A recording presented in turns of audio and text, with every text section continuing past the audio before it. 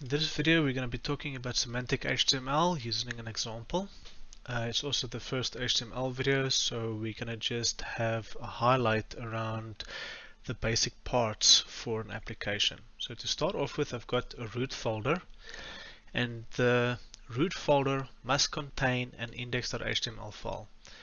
If you don't have an index.html file, when I actually deploy this application, the server won't know what file to issue. So as a convention, you have an index.html file, which is your starting point of your application. This is the basic HTML structure that you use in your index.html. So you first have the doc type that defines what kind of document this is.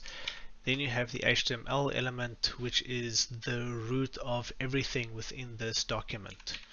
Within the HTML element, you have the head and the body. The head is not rendered but does contain important information about this document, such as your meta tags. You can have your title in there, you can have styling in there, but it's the body that actually contains all of the elements that ultimately will be rendered. Not always, but very often there are at least 4 basic elements that your application will need. One for sure, at least. So the one that you will need for sure is your main element. Your main element is a HTML5 element that defines the root content of your application. So this is where all of your main content will go into. Everything outside of the main content are peripheral, navigation, headers, side menus, stuff like that. But your core content needs to go into the main element. Additionally, or quite often, you have a header and you also have a footer. So in the header will go your header information, your toolbars, your titles, main navigational points like your hamburgers, all that stuff. And on the footer, you have the content at the bottom of your screen, your copyright protection, links to your social media, things like that.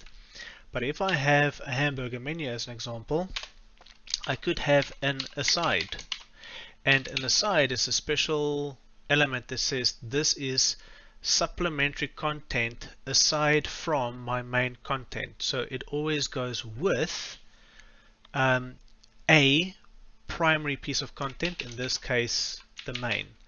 So most applications you'll end up at least with these 3. Now you don't want to assume desktop or mobile, so the styling of these 3 needs to work on desktop, and it also needs to work on mobile out of the box. When I look at the default layout of these items, I have added absolutely no CSS. You can see that it has sort of a block layout. You have the header first, then the main, then the aside, and then the footer, because that's the order in which it was declared. From this point, I now use CSS to perform the layout, not HTML. So it's very important to note that the HTML defines the content of your document. The CSS defines the layout. One of the things you're going to have to do is look through at what HTML elements we have. So the semantics of the HTML element defines what that element does. In the past, we just had a div soup. We didn't have a main, we didn't have a header, we didn't have a footer, we didn't have a nav. They were all divs, and it was very difficult to associate what that stuff does because it's just divs.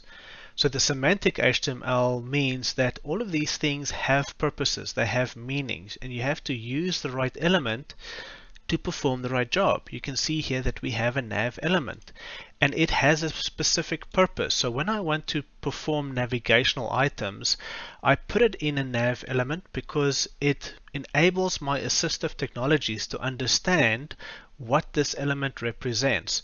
And assistive technologies is very important for things like making your website usable by disabled people. So if I have a website and I want to enable blind people to still enjoy the content of my website, maybe I have articles on there that they might enjoy, then I need to make sure that I use the right elements to define the right things, right?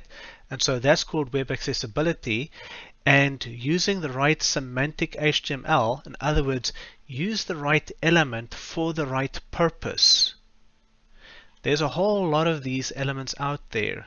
You're going to have to go through it. You're going to have to go and read it. You're going to have to try and understand all of this stuff. But at least we've looked at the 4 to start off with, right? So that would be your header, your main, your footer, and your aside. If I'm dealing with navigational items, I can have a look at nav, and then I've got my ordered and unordered lists. What is the best place to go and find information about it? Well, I use Mozilla Docs. I'm going to put this in the comments as well. Everything you need to know about the elements is here, right? So make sure that you spend a bit of time here and start getting a feel for what kind of elements are there. Even if you just set a flag in the back of your mind, we can go like, oh wait, I remember there's an element like this, but let me go and have a look and see if I can find it in my documentation so I can ensure I use the right semantic HTML for the stuff that I want to do.